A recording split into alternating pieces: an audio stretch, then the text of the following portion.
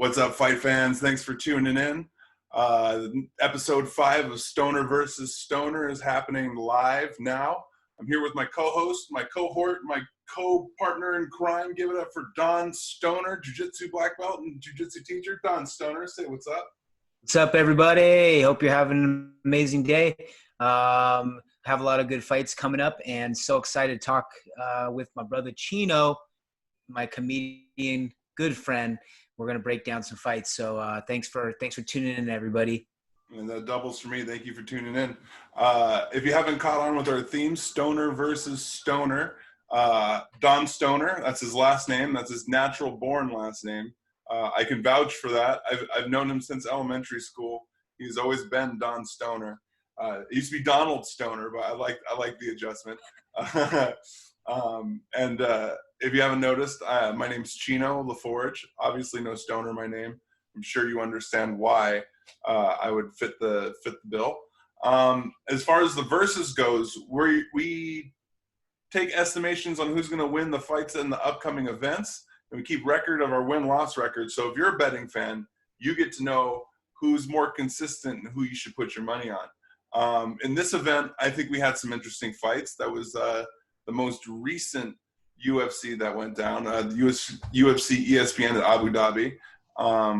What did you think of the fights, first off, Don? Overall, would you say it was a good event, successful event, or would you say it was a snooze fest? Successful event. No, it was definitely a successful event. We had some good decisions. We had some good back and forth fights. And overall, I think it was a pretty solid card from top to bottom. There was a few new stars that were made.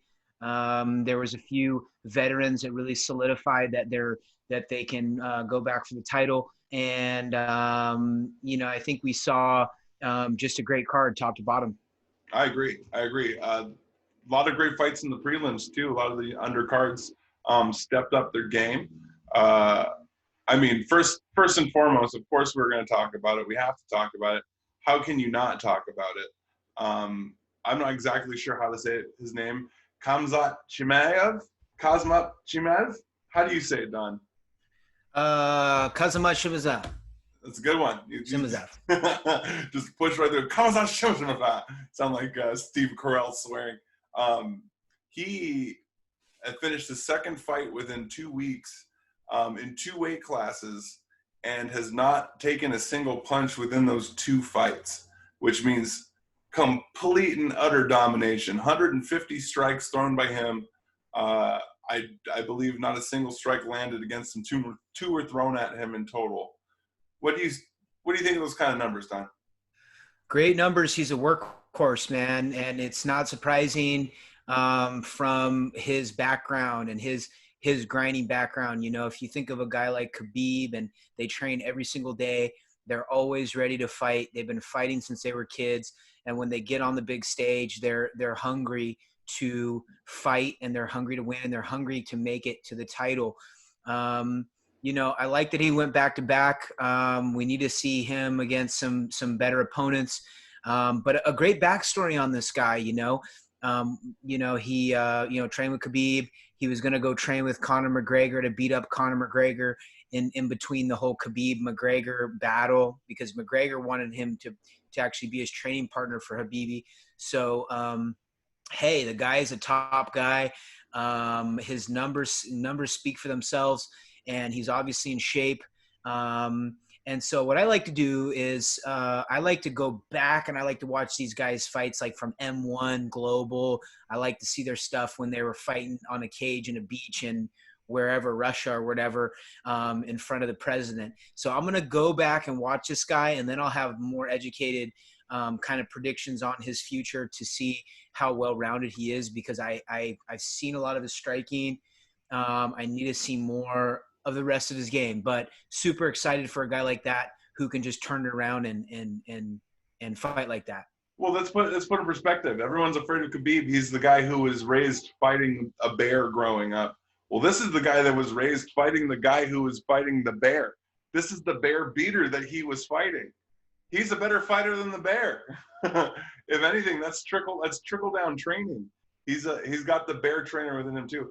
I see this kid going far. I mean, I know what type of technique it instills upon you when you're getting slammed by the world's best. You know, you have no choice but to get up to the same level. And I mean, he's just got such a bright future ahead of him. Sky's the limit for him, really. And Khabib is we'll talk about Khabib in a little bit. There's a lot to talk about Khabib. But yeah, no, that was he's got video game stats right now. Seriously, if you set the video game to very easy and crank the stats all the way up, this is what your fighter would look like against bottom tier talent. No offense to the guys that he fought. They're top tier as far as outside of UFC organization. But, I mean, he just cakewalked two people, and he went down a weight class, meaning that he had, within those 2 weeks, he also had to cut weight to be able to fight again. I mean, this kid's got it. He's got it. He's got mm-hmm. As far as, you know, likability, that's to be seen. He seems to be kind of soft-spoken. He seems to be he seems to have a sense of humor, but he seems to be a little reserved. We'll see what the money does to him, because once the money and the fame hits and the lights and the cameras go, you know, sometimes people change and develop characters and nuances. Yeah, I'm excited to see where his career ends up. Super excited to see it. But what we tend to do as fans is we tend to immediately go, this guy's a Khabib. This guy's the next Khabib. But I've seen a lot of Khabib's other training partners kind of do the same thing. And then when they hit top tier talent, they hit even the top 20, top 15 guys, things change, because now guys actually are able to compete with him. So I need to see people that compete with him. And then he'll either shine, or he'll maybe win one, lose one. So, but super excited for this guy. Yeah, he's definitely looking good so far. Yeah, until then, keep enjoying those free bonuses that keep getting handed down from Daddy Dana. That's another $50,000 bonus just for swinging them things and not even getting hit. All right, so the first fight that we had a discrepancy on happened after that. It was Cowboy Oliveira versus Sabota. It was a good fight, first of all. Oliveira just showed exactly why he is a legend, not only in his weight class, but in the sport. I mean, just his chopping kicks, the way that they attack the leg and body. He was mixing it up well. He was keeping that range perfectly. Peter had a couple of chances to maybe implement, but not really. Oliveira seemed pretty watertight as far as his strategy and his game went. He did a real good job crowding him with his outside foot and making sure that he always had his angle off of his jab hand. So Peter never got a chance to load up. That seemed to be the one thing that he was kind of looking to do in all of his combination setups. His coaches kept telling him to try to throw punches and bunches, maybe 2 or 3.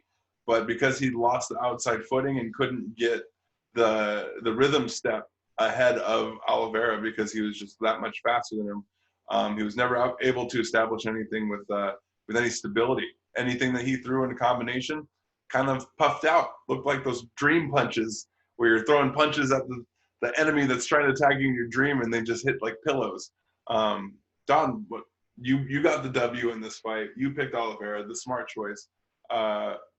What was your assessment of everything?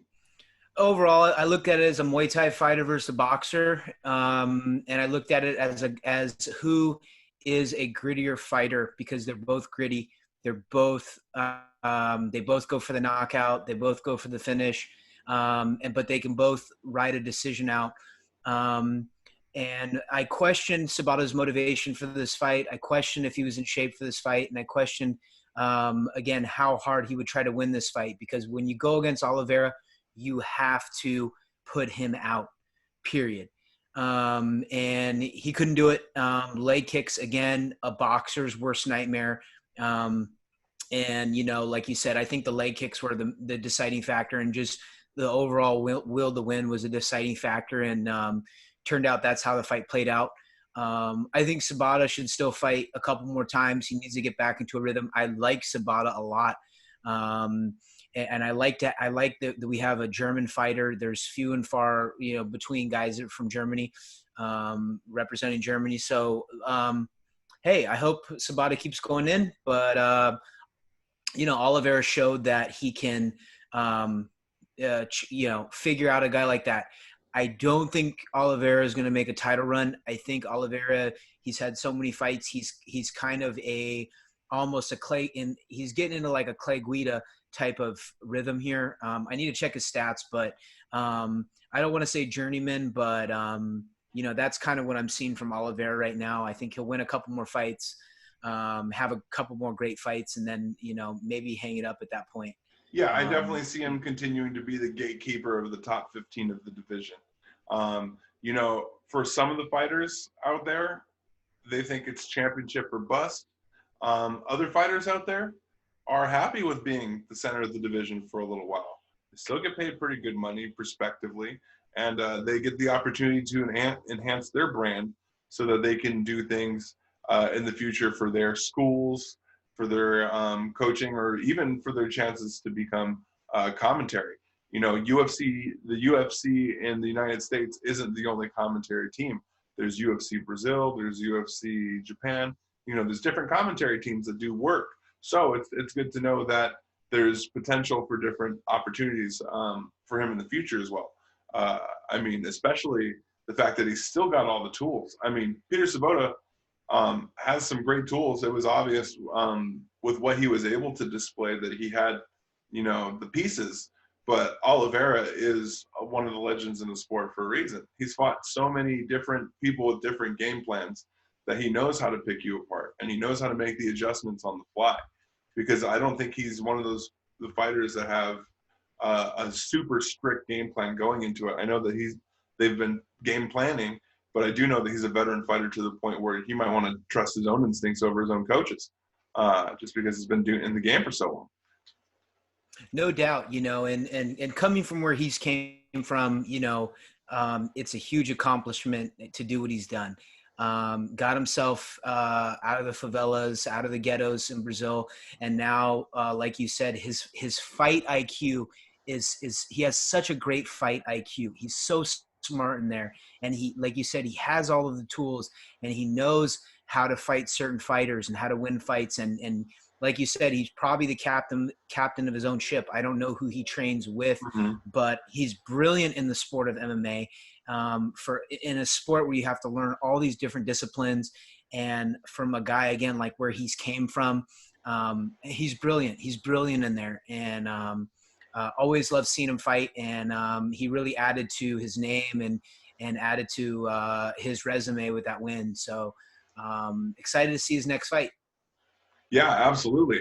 And, some fighters would look at, after being in the game for as long as he had, looking at, a $200,000 payday. Some fighters would scoff at that. But when you come from the favelas, you're like, that's $200,000. Yeah, like you think about it. You think about that for a second, because that's a lot of money. And that's especially in a place, coming from a place that doesn't have a lot of opportunity, that's a lot of money.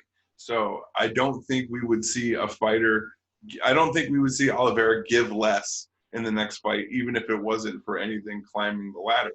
I think he would still fight just as hard. And that's something that you got to worry about with some of these fighters now, is that their level of fight is kind of directly reliant on their level of pay. And it's getting interesting.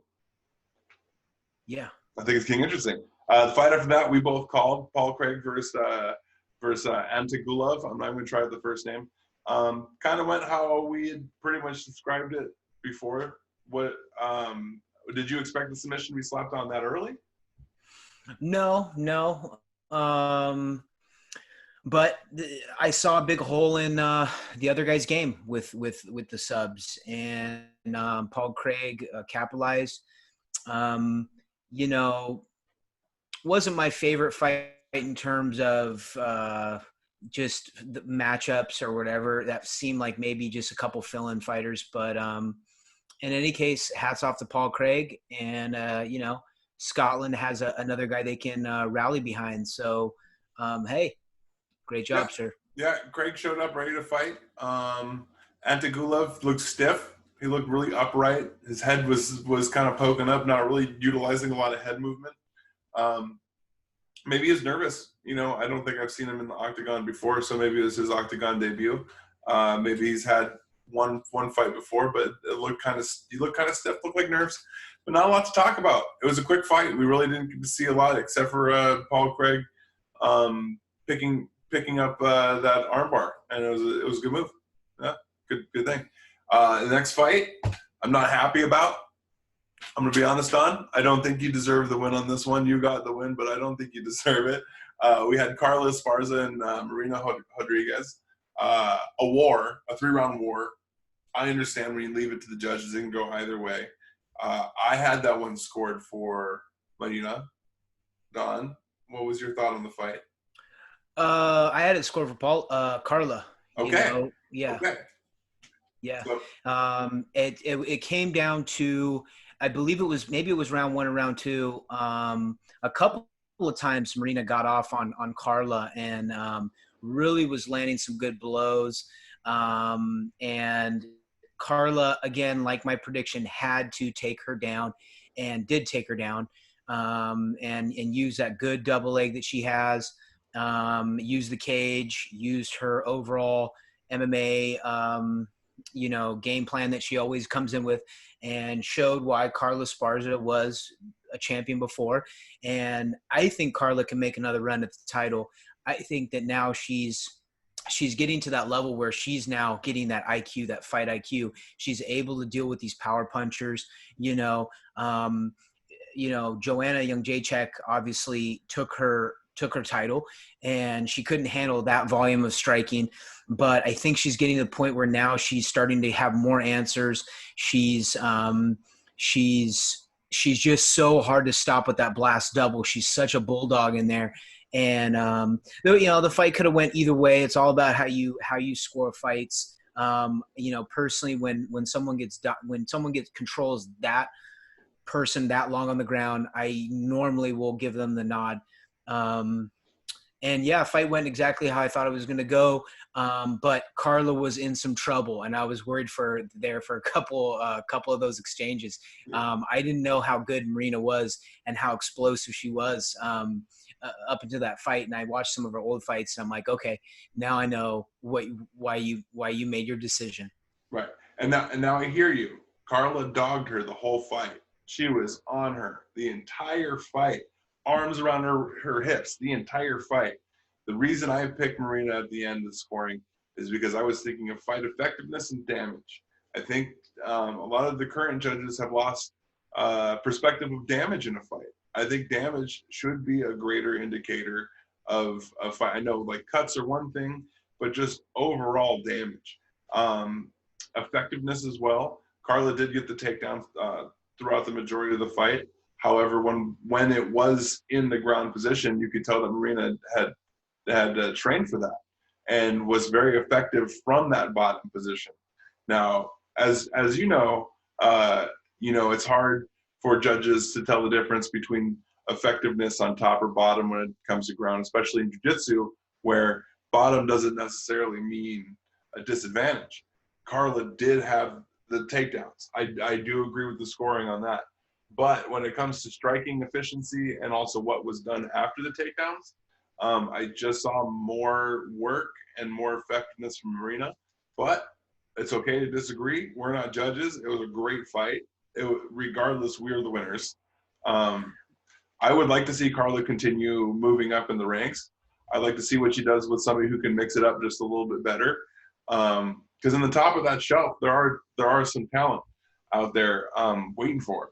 So as far as her game, I'd like to see her kind of, at this point, she's already got her specialist. You already know what she's going to come in with. But I'd like to see maybe a strike coach that would show her how to mix in just a couple more tools to kind of round out and smooth out her game. Yeah. Well, let me ask you this, because when I think of like a fight like that, I think of like the John Fitches of the world, the guys who would just take you down and just, that was their main tool. And then I also look at like someone like Usman, right? Usman and Masvidal. And I feel like if that would have went 10 rounds, Usman would have kept doing what he was doing. And I feel like it's the same with Carla. I think if that went more rounds, a 5-round fight, I think Carla would have kept taking her down. Do you think Marina would have ended up finding a submission or knocking her out if there was more rounds? Well, that's an interesting question, because as far as like finding the knockout, no, maybe working a cut to a finish or anything. But it really just depends on what you consider winning a fight. That's what we're getting down to now in the nitty-gritties, is we're finding that the world seems to be split on decisions that are coming out from the judges, specifically because we all have different varying definitions of what wins a fight, what is considered a winning fight. And I don't think that the 10-9 scoring system is just effective enough to get a full balanced view of what we consider winning a fight. I mean, of course, I'm gonna be the first one to call it my own bias. I already had Marina picked, so of course I was looking at it through the rose-colored glasses. But you know, both of them brought a really amazing level of work ethic, so I don't think there's any loss in that situation. But I don't know. I think it does. That is a good example of a fight that could use a more comprehensive scoring system. Yeah, if we had a different scoring system, we would have a better definition of how to score that fight.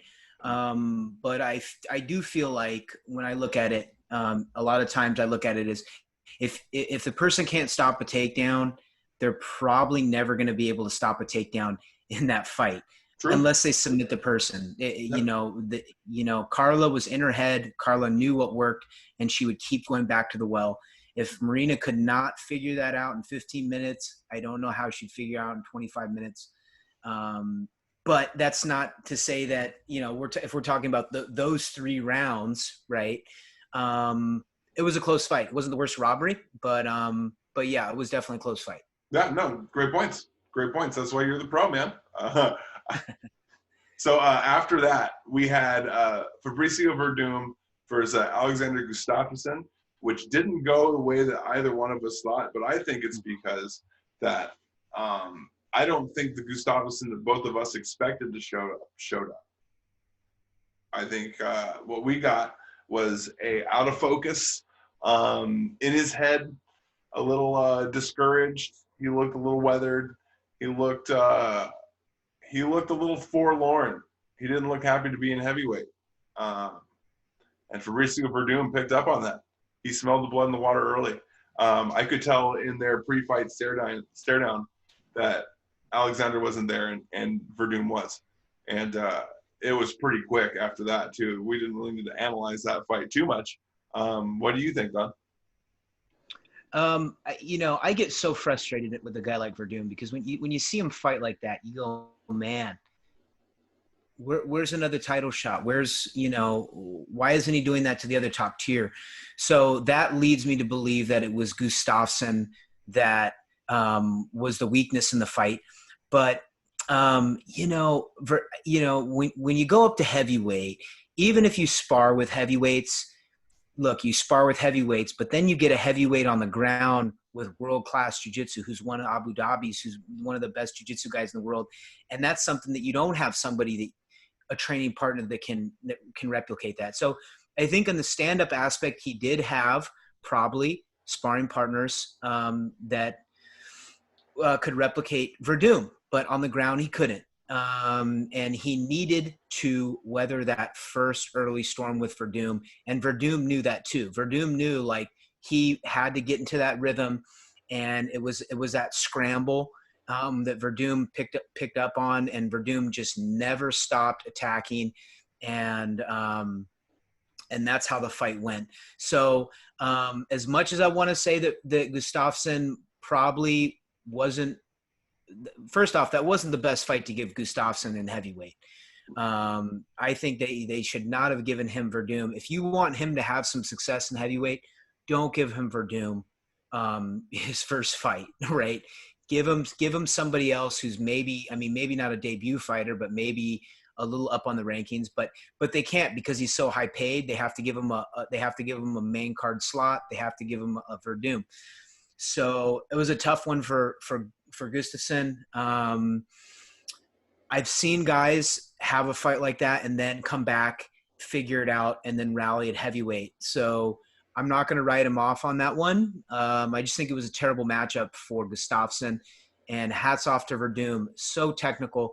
Was that an armbar that he got him with? Yes. It was an armbar. Yeah. Yeah. And he had him in the what I call the starfish oyster position for a while too, where it's pretty much just the battle of tugging and holding and one strength breaking the other at a certain point. Yeah. Yeah. So now we're seeing a resurgence with arm bars in MMA, which is so cool because we saw the leg lock evolution, and that now people realize, like, hey, when you try to slap on a leg lock, you're going to be able to get hit in the face. So now we're back to arm bars, and then you have guys like Verdum that are just so solid in arm bars they can capitalize on it. And then you saw the other guy, Chismev, with the same one. So I think that's really cool and exciting for jiu-jitsu. Now we're seeing the basics coming back into the game, which is super, super cool. But yeah, I mean, hey, Gustafsson, keep your head up, keep going in heavyweight, get another fight, train a little harder. Conditioning, he needs a condition. He needs to put on some muscle for heavyweight. He definitely needs to put on some muscle for heavyweight. Well, it looks like he needs something to refocus. It looks like he needs to anchor down, because I know that psychologically a few losses in a row can really hurt a fighter. And, this game really is a heavy percentage of mental as well as your physical abilities. So I think in the meantime, he's going to need to do something to get his mind in the right place as well as his body. I mean, three losses is a big blow. Luckily, this loss wasn't too heavy on his physique. He didn't get knocked around. He didn't get beat up. No ribs were hurt. No head injuries. His arm was fine. He tapped out right at the right moment, right before he even got the thumb up on it. So it looked like it was just an acceptance of loss, and it just that's going to hurt. It's going to be tough for him to bounce back from. Hopefully they can give him some lower tier talent. I don't know where he is in his contract, however. I think he might be nearing the end of his contract, so I think he might be contemplating retirement still, because I do know when he attempted to retire, he still had a remaining fight on his contract, and that might have been the instigation to get him back in the ring. Who knows? But after that, we had a battle of legends, a 3-round fight between Shogun Rua and Little Nog Nogueira. Was that the fight that you thought it was going to be, Don? You got me. You got me, Chino. That was my only win. That was my only win. But it was straw thin. Man, they do not disappoint anytime. All three of their fights have always been wars. This one was the same as to be expected. Regardless of win-loss, though, I mean, did you expect to see a war like that? Yeah, I did. But you still, when you see two guys that have so many miles, it's like watching a Toyota Camry with 300,000 miles race a Honda Civic with 300,000 miles. I mean, it just takes them a while to get warmed up, but they're going to be reliable. But it just took them a while to get started. And Shogun, he definitely had it in his mind that he was going to win that fight. Yeah. He was going to win that fight. He had to will to win. But also, if you're a fan of racing, you still want to see those cars race. There's something fun about getting those two men in the ring when they just have no quit, and they have so much respect for each other, but that respect never turns into an awkward counter fight anticipation. It's always, they never disappointed ever. They've always brought the energy and passed and pushed the bill. It was a great fight. I mean, what a great fight to go out on for Nogueira. Great way to retire. I'm sure he wanted the W. A lot of people would like to have seen him get it.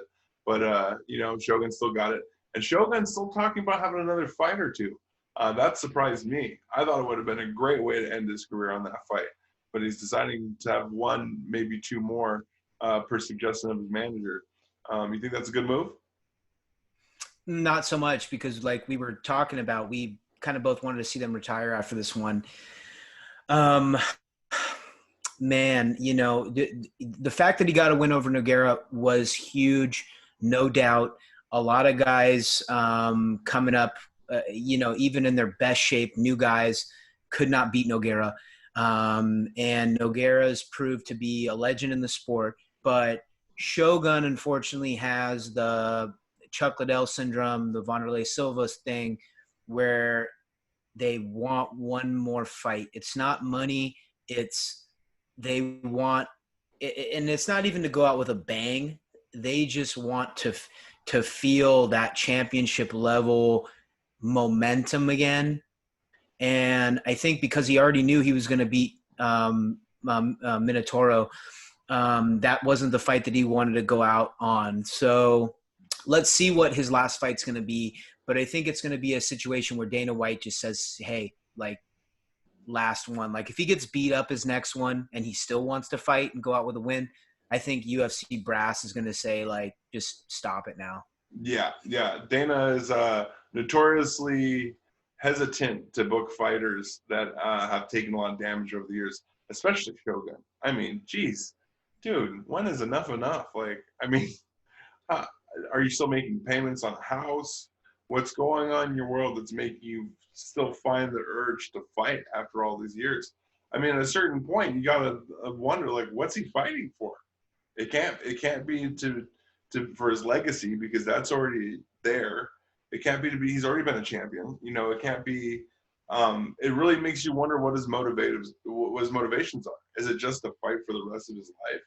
Is that? Yeah, I think it's the fear of if I'm not fighting, I don't know what to do. That's the fear, because he's not going to go out and play golf like Michael Jordan. He doesn't have, a lot of guys go to coaching, a lot of guys go to broadcasting, but if you identify with this savage that you are and you still have that urge to fight, you want to fight. Unfortunately, every fight that Shogun has is a battle, and it takes years off his life. Every single fight is a battle for him.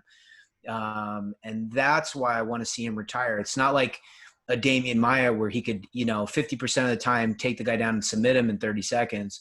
It's like he's going to get hit a bunch of times every single fight. So I hope Shogun hangs it up pretty soon.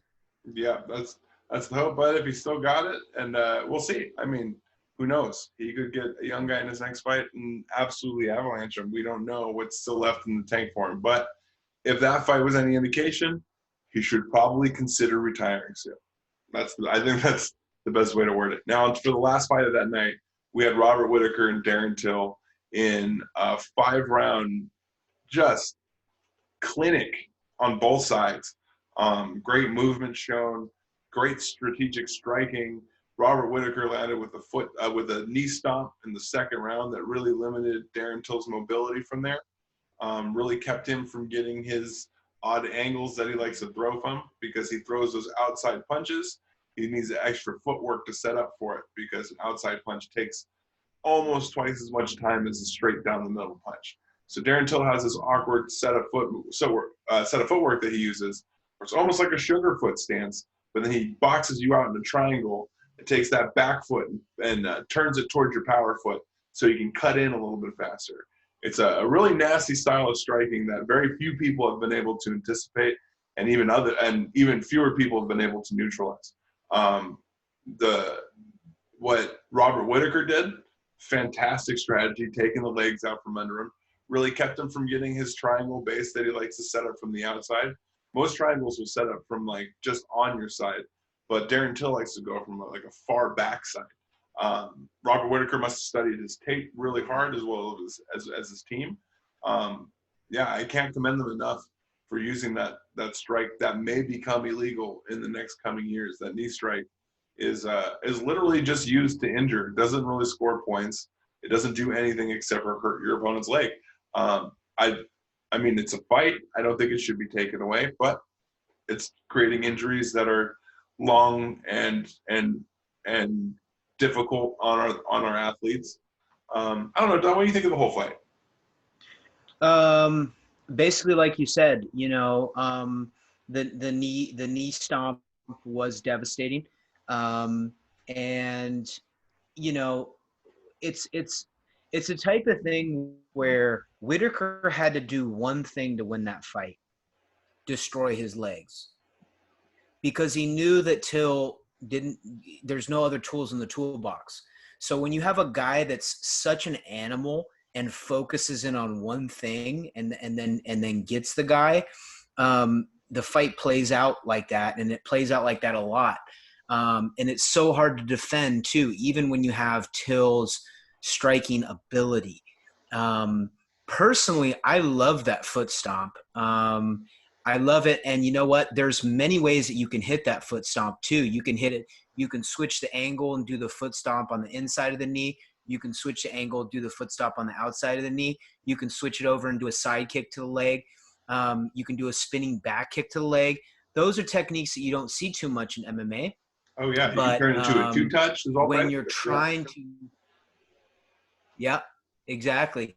And when you're talking about the type of stakes that are on the line and the type of sport this is, I mean, who's to say that an elbow to the face isn't as devastating as a knockout knee stomp? I mean, obviously the length that you recover is a big deal in that.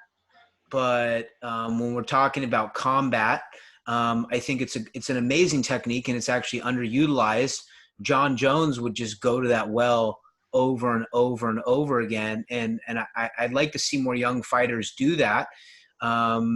And it's mainly only used when they want to destroy the leg.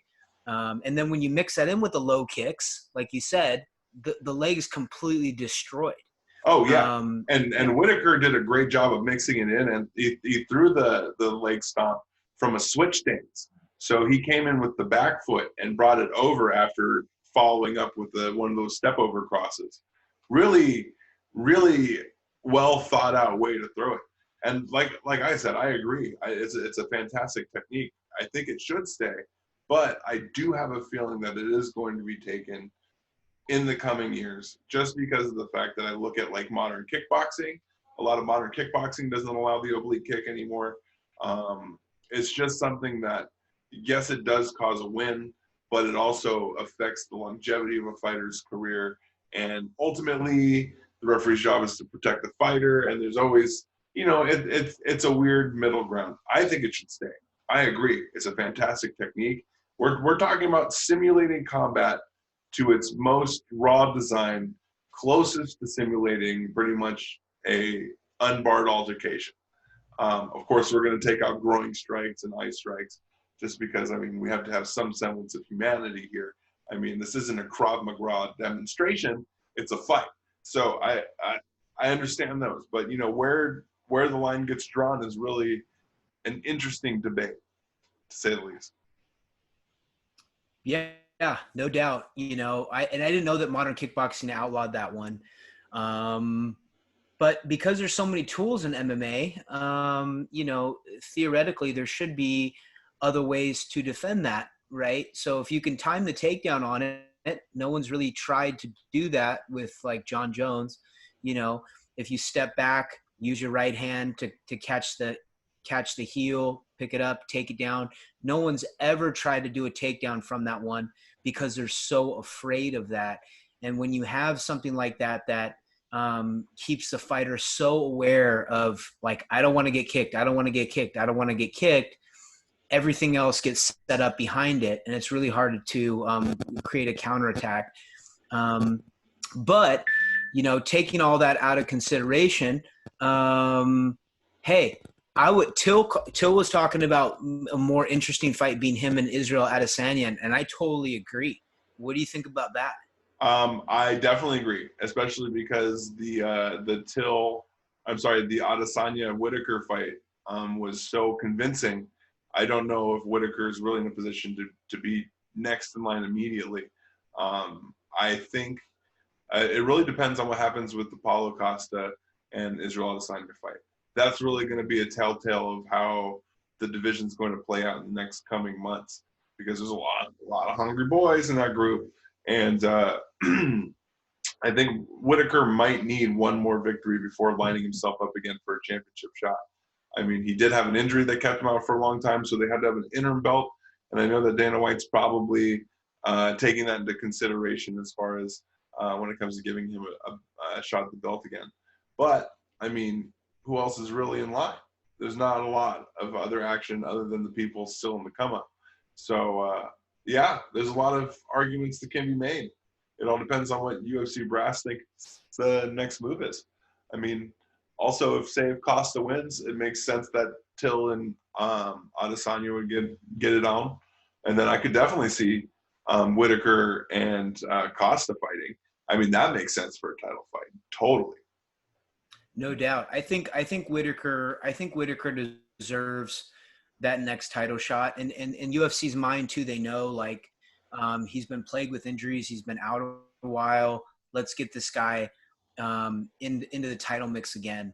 And they're put in a tough position because he is injury prone, especially with all the battles that he's in. Almost every time he's in the battle, and it's with, Yoel Romero and Jacare and Darren Till. So those fights, you tend to get injured. Mhm. But yeah, I like what you're saying. It'll be interesting to see what happens at Adesanya if Costa can take out Adesanya, and then we see Adesanya and Till and Costa and Whitaker. Yeah, that would be fun. And the thing is that there's going to be a nice amount of time after this event for them to kind of figure it out, just because we have such a kerfuffle going on the lightweight division with Khabib coming back in October. He announced that to fight Justin Gaethje. That fight's finally starting to happen. But then we have a slew of competitors in the trailing that are still wanting to get into a fight. Then we got Khabib talking about if he wins, he wants to fight GSP for his 30th fight, and then wanting to retire after that. And Dana White's like, yeah, I'd love to make that happen. And even GSP's like, I tried to stay away, but, I'm sure we're talking super fight money. We're talking super fight pay-per-views. I can't think of another fight that would eclipse this fight in pay-per-view buys. I think this might be a record beater. I think it possibly could outsell the Khabib McGregor fight. And I think that has huge potential. And then we got Tony Ferguson talking about wanting to rematch Gaethje or fight McGregor. And that either one of those two would be awesome. I mean, I wouldn't necessarily need to see the rematch. I would like to see it. But McGregor and Ferguson, yeah, take my money. I'll buy it twice if you tell me it's happening. That sounds amazing.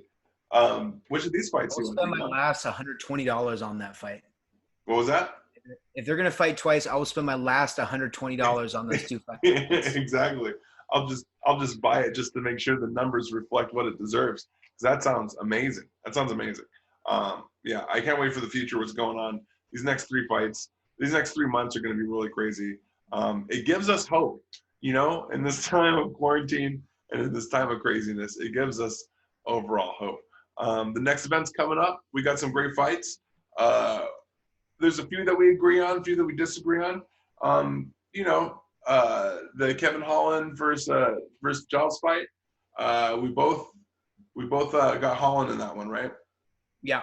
Yeah. Not a lot of data on either side, especially not on Giles. But that felt like kind of just looking at the records and looking at their styles of fighting. That felt like kind of the easy pick.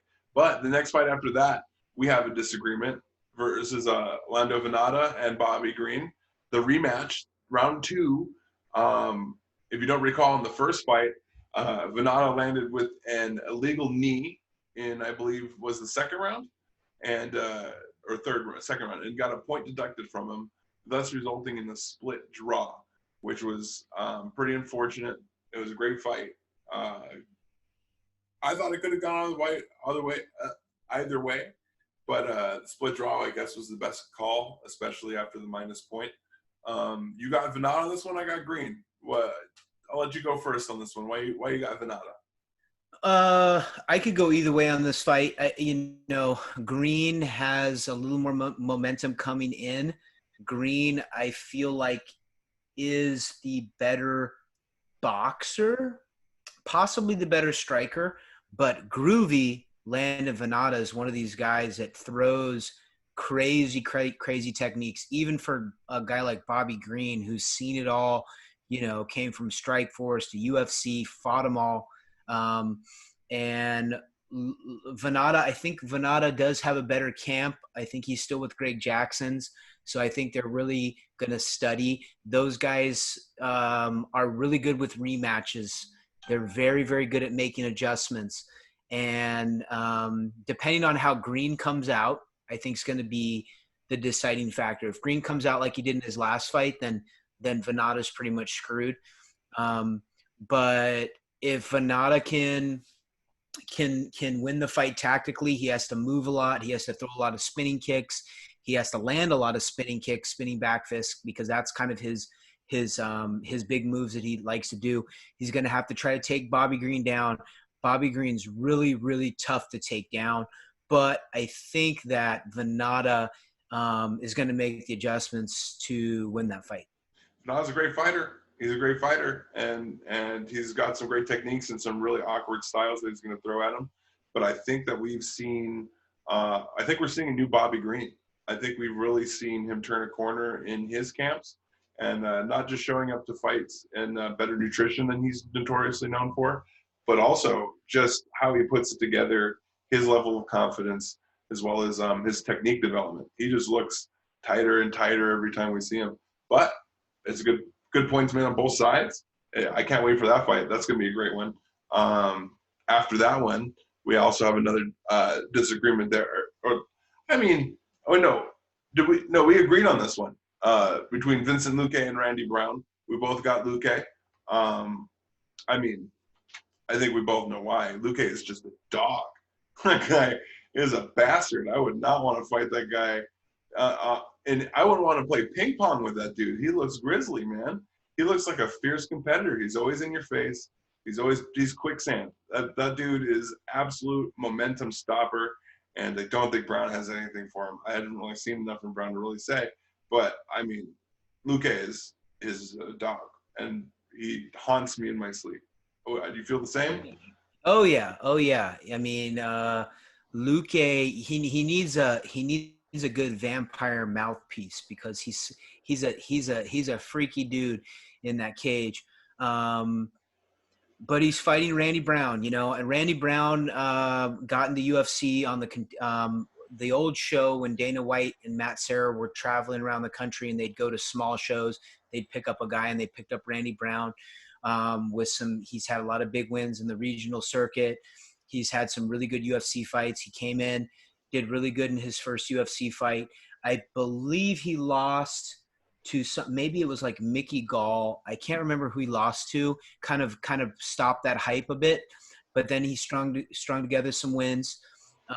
He's very athletic. He's very he can mix techniques in, but he doesn't. I don't think he has what it takes to beat Luque. I don't think he wants to smoke. I think he's going to step into the fire of this fight, and I think he's going to get overwhelmed pretty quickly. I think it's going to be a 3-round. This is one of the fights that I'm picking as like a landslide ass whooping. I think he's going to beat the crap out of him. But I could be wrong. I could see Luque dropping him and submitting him in like the second. Well, I know Luque is getting a little frustrated with not getting a lot of upward movement in the ranks too. I know he wants to fight fighters that are further in front of him, but they're still feeding him these mid-level fights that he thinks that he's spoken to his management, and his management has spoken out for him. So I think he's going to try to make a statement. That's what it looks like, and I think Brown is, unfortunately for him, the best person to make that statement on. I think he's going to pile drive him. But we'll see. I'm excited for that fight on Saturday. Next fight, we have a disagreement already. You got Jennifer Maia. I got Joanne Calderwood. Why you got Maia? Well, Maia actually has a win over Jessica Andrade, mm-hmm. And that was for me kind of like the wow moment. And she's fought a lot of other great women fighters. She went through Invicta, had a lot of great fights. She's a boxer, actually a Brazilian boxer. That's her background. And then she also has a jiu-jitsu game, because what Brazilian doesn't? And so I think that they both have a similar loss in Caitlin Chunigan, who's very, very good out of the East Coast. Very good. Probably one of she should be in title contention shortly. But I need to go back and watch both of their fights against Caitlin to exactly, pinpoint strengths and weaknesses. But when I look at just overall stats, I think that the fight could go either way. But I'm going to pick Maya on that one. I think Maya is going to make it a dog fight. And if she doesn't get caught in a sub or an early knockout, I think she has what it takes to put the pressure on Calderwood and get the victory. Yeah, Maya's got a lot of tools. I mean, she better be good at jiu-jitsu if your last name is Maya. If you're not, you better seek a new family or at least start training with the one you got. Um, as far as tools, they're both very talented fighters. I just think Calderwood's a little bit of a dark horse in the division. Not a lot of people banking on her to get some instant momentum going. And what I've seen from her, I really, really like. I really like her positioning. I really like her points of attack. And I really think it's a sloppy matchup for Maya. She's a clinch fighter. She's nasty. She likes getting up in your face. She likes throwing knees. She likes making it nasty. And that's the perfect fight. That's a perfect type of game plan you would want to take it to somebody against somebody like Maya. A great way to make it messy, just a dirty boxing fight. Great way to neutralize the tools that Maya comes really clean with and make it her own fight. It looks like it has those ingredients there, but come fight night. And then we got the main event, which I think is an interesting one. Derek Brunson versus Edmund Shabazian. There's a lot of people out there that don't know MMA, and they're going, Edmund Hahama, what? Shabaza, what? And then there are people who know who Edmund Shabazier is, and they are worried for Derek Brunson. You got Brunson, I got Shabazian, although we parlayed this one. This was a trade of choice. But you said you go either way, but you're going to go with Brunson just for record's sake. Why Brunson? And now that I kind of really studied those fights, I'm happy with my pick with Brunson. So if you go to Shabazian first, Shabazian was on the Contender Series, destroyed dudes, went through 4 or 5 guys, and then beat Brad Tavares via head kick knockout. And if you know MMA, you know Brad Tavares. I mean, the guy is a technician on the feet. Nobody knocks Brad out. Every time you're going to brawl it out with Brad. But that's his only fight. Brunson has fought, and, albeit he lost to him, but Jacare, Yoel, he's been in there with the best of the best. And a lot of the time, he ends up beating the best of the best. And, he's always kind of been 1 or 2 away from a title shot. He got really close a few years ago to a title shot where everyone's just like, Derek Brunson. He has hands. He's very, very powerful. But the X factor is he has wrestling and he has the experience of fighting with all the legends, man. And, Shabazian, this is the fight for Shabazian where you're going, is the hype real or is he not? Is it not? And the fact that Shabazian's under Ronda Rousey's coach, and I think even Ronda Rousey sponsors Shabazian or something weird, tells me that there's a hype train behind them, right? Well, there's a real hype train. There's a lot of money behind them. Edmund Shabazian's been training with Ronda Rousey since he was about 16 years old, which actually I think speaks to his credit more so than a part of the hype machine.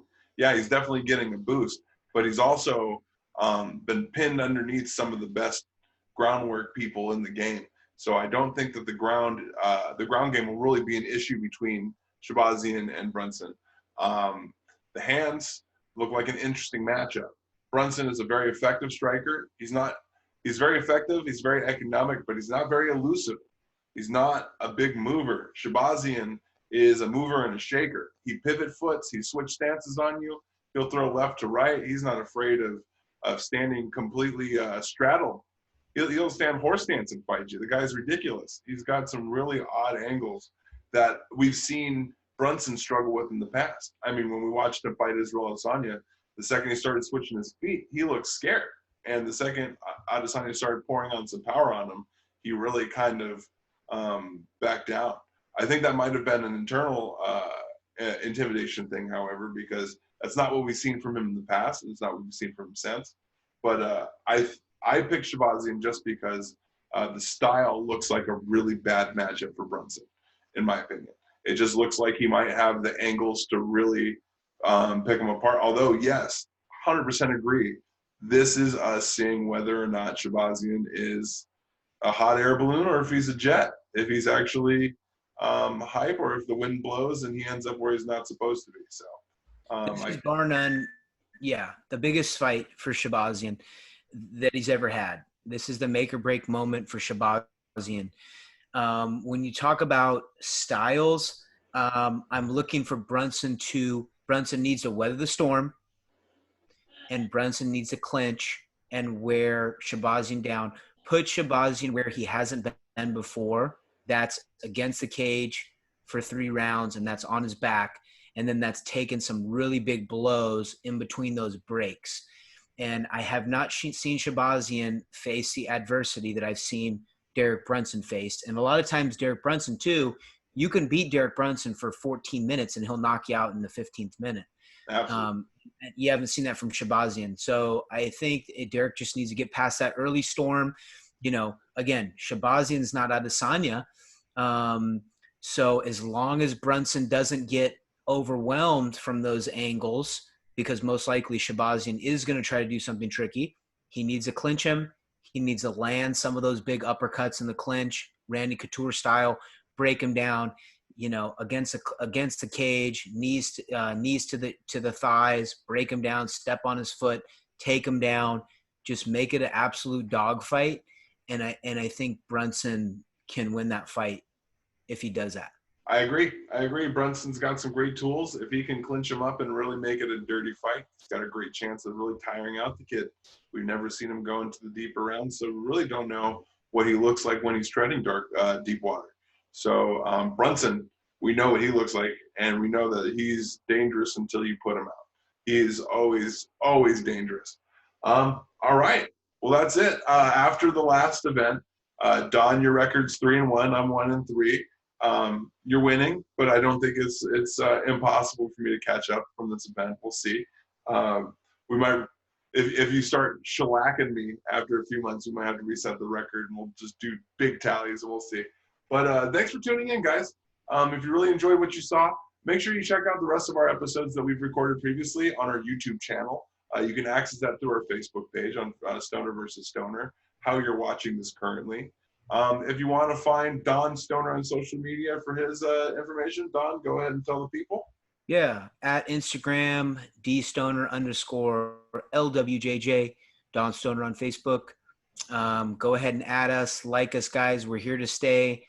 We're fight fans, and this is what I live for personally. And hey, guys, thanks so much for watching. Yeah, that's how this dude eat, man. I'm just over here giving you my thoughts, joking around and having fun. But this is how this dude eats. Make sure you take a stop on his social media.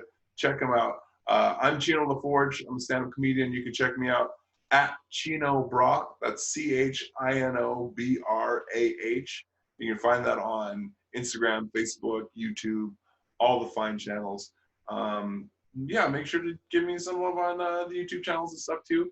Tell your friends to follow along. We're starting podcasts, so we need some more views, guys. Get your friends involved. Try to incorporate them. So this way, when it comes to fight day, you guys have more to talk about. And if you're betting, man, at least you got more than just Vegas odds. Well, in that case, thanks for tuning in, guys. Have a great night. We'll see you next week on Wednesday. Until then, enjoy the fights. All right.